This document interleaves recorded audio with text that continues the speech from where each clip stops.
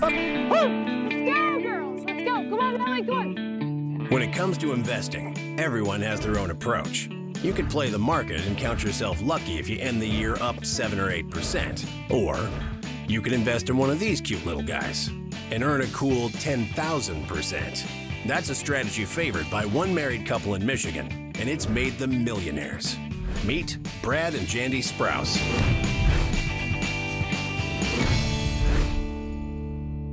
It'd be a great day for an alpaca in northern Michigan. We're the Sprouses. I'm Brad. This is my wife, Jandy.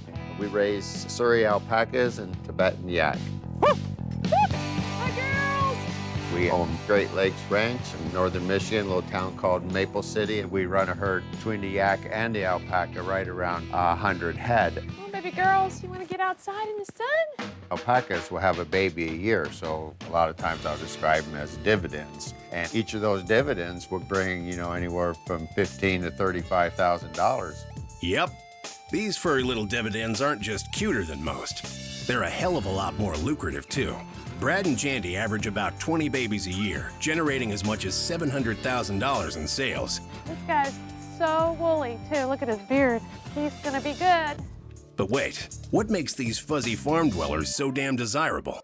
The wool's as fine as cashmere. If you look at the tag on an expensive men's suit, it will say very often Surrey alpaca on it. There's also the meat end of it that has become crazy. There are way more customers for meat from the yak end of the business than there is product. How about you, Rainier? Let's walk you first. When you raise livestock, you have to handle animals, which sometimes can get very physical. You have to lift heavy bales of hay, endure cold. Bed down, then we'll hit the other barn. We literally walk 2 to 3 miles a day just doing chores on the farm. We have the north barn that has all the alpacas, and then we ride our bikes over to do the yak side of things. So we get a lot of exercise on a daily basis, and it's been a good 34 years right now, I believe we're into this. Let's open up that barn door, too, so we get some sun in Yeah, here. soak up that vitamin D. Any investor will tell you that success is all about timing. If you're looking for the upper hand, it helps to be first to market. And lucky for Brad, he got there 30 years ago. I've been able to see each and every importation that originally came in from South America, and be able to sort through them, choose which ones were exceptional, is a really big advantage than someone that got into the business later. Like any livestock breeding business, it is a game of genetics and pedigrees to be successful. Brad is one of the leading experts on raising alpacas. But 36 years ago, it was an ancestor of the alpaca that originally caught his eye. Back in '79, there was a gentleman that had about a dozen llamas running around his farms, and I thought, wow, llamas outside of the zoo, this is pretty cool. So I bought 5 bred females and 1 male for about $1,500 to $2,000 each. And by the end of '83, I think I sold almost all my little female crias for like $5,000. And once there became a market, things were really moving along. How are the boys? They're good. They're hungry. People ask this all the time, what does it cost to raise an alpaca? And with vet bills, hay, grain, the whole works, it's probably about $350, something like that. $350 a year.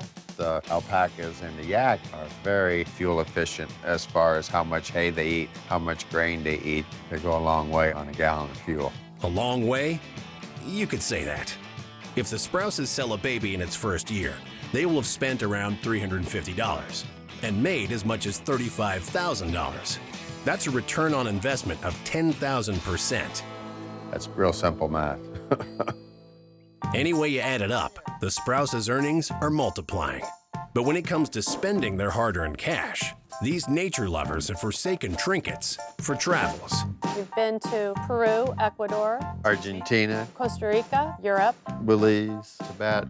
Panama. Actually, there's a barn out here. There's a flag for each country that Jandy and I have visited together, and the front of that building is pretty covered up. When I look through these books, boy, I tell you, I go, you did that? Yep, the Sprouses are accomplished globetrotters. But in all their travels, they've yet to find a place they love more than home. Oh, what a gorgeous day. First of all, Leelanau County is just an absolutely gorgeous place to live. We get up in the morning and we walk outside, we sit down and we take in the view with all the animals in front of us and the beautiful valley, and have a cup of coffee before we head out to the barn. I mean, I don't see how life could get any better than that. Come on, girls! Life's too good over there. We get up every morning and we love what we do. This is the American dream.